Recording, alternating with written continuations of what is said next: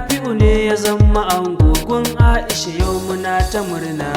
Auren so akai haɗawa yau murna na zo tayawa.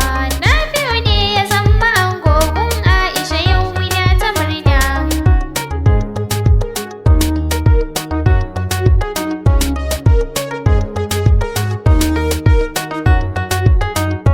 Auren so akai haɗawa yau murna muke tayawa.